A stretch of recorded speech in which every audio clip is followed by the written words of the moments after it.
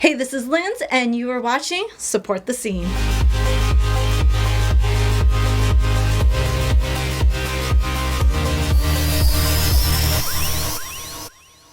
Hey, this is Jade from Support the Scene. I'm here with our new host, Lyns. Hey. I wanted to take this time to introduce you, our audience, to Lyns, and for her to be able to talk a little bit about herself, kind of elaborate on your history, what you've done musically, artist-wise, a little bit of background so people get to know you. Absolutely. So for me, music has been with me most of all my life. From my godfather, who was a blues musician for most of his life. It's just really carried on of me admiring live music as well. For the past few years, I've been a music promoter, mainly in the hip-hop scene. I have a platform called Vancouver Hip Hop Elemental. I also have a artist management company called Loyal. So Loyal oversees all of the music that goes on, the shows and events. We'll do fundraisers, all kinds of events. As well as with music, I'm always trying to create connections and networking. So part of all of that is, as a promoter, I like to build with other promoters. I go to other people's shows and events and show my support, and that's how I get to know other artists. And no one is ever playing favoritism. We all grow together, it's one of the things that I've always been about. We can't build each other up if we're cutting each other down. So when we can support each other, we can build each other's numbers. Exactly. What you gotta do, support the scene. And it's one of the reasons why, you caught my eye when we were first chatting and doing interviews. I loved your ability to tackle issues, to take things on head first, and here at Support the Scene, you know that we really try and get things done fast, and get them done well.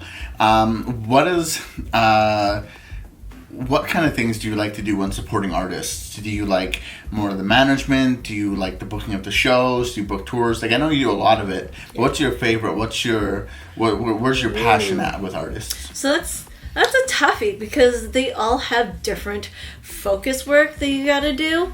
For myself, I really love reaching out to artists at the very beginning. I do a bit of Facebook creeping for my research, so I get to know what kind of shows that they've done, their style of music, so I creep their music pages, stuff like that. And then I get really excited when there's an actual show to book. So I reach out and be like, hey, are you interested in this? Would you like to be a part of it?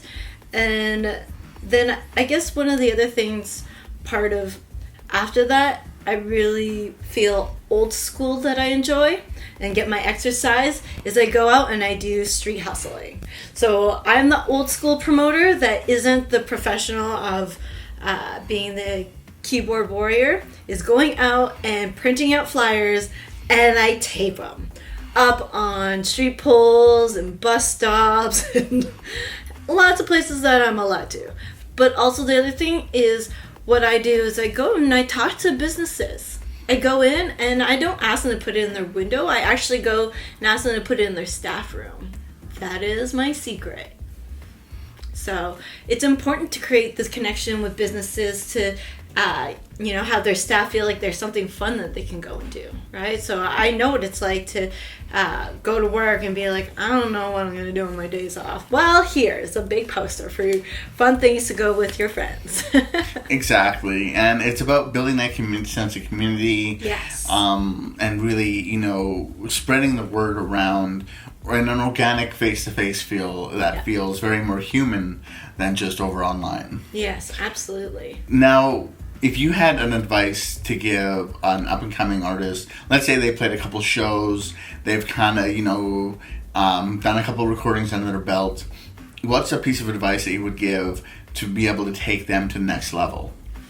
Well, for artists, depending on how serious they are, because there's a lot of importance when it comes to music, especially starting out and kind of having a little bit of a foundation but not having direction, is, are you financially secure?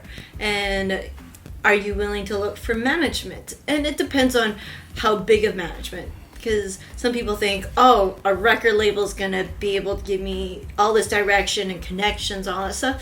But really, when you haven't established as many connections, and maybe you need to refine your sound a little bit more, you need someone that's going to be your best friend, that's your management by your side, because they can hear what your sound is like, they can see the way that your look is, things to focus on how you present yourself, and connect you with the right people, whether it's the collaborations with your music, the right producers that record you or get you the right instrumentals, those kind of things. So it's being able to have the right management, but also the money to fund your music, because you can't expect, especially being out, that there's going to be someone that's going to dump all this money into you and not really see a big return for themselves. So make sure that you are able to fund your music and keep that going while you are stable in your own life. You got to take care of the bills. Yeah. And that's where a lot of musicians, I think, get lost, is that it's a music business. Yes. You have to be able to not only invest your time, but you have to invest in yourself. Yeah. Be able to fund, taking your shows to the next level, taking your music to the next level. If you don't want to fund your own recordings and to have bigger and better shows and bigger and bigger songs with bigger producers, Yeah. are you really meant to, go to the top? Do you have that drive? Yeah.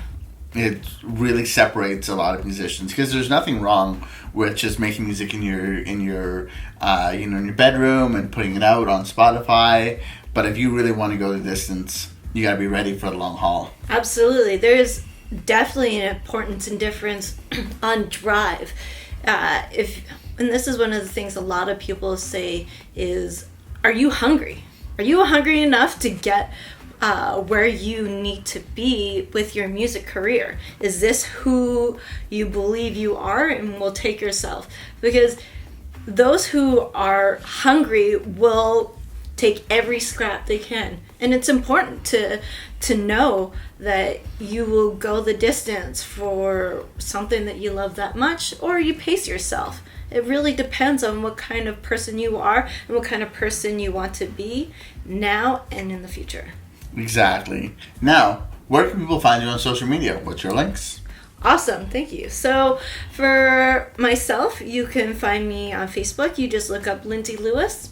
Or you can also check out Hip Hop Elemental on Instagram.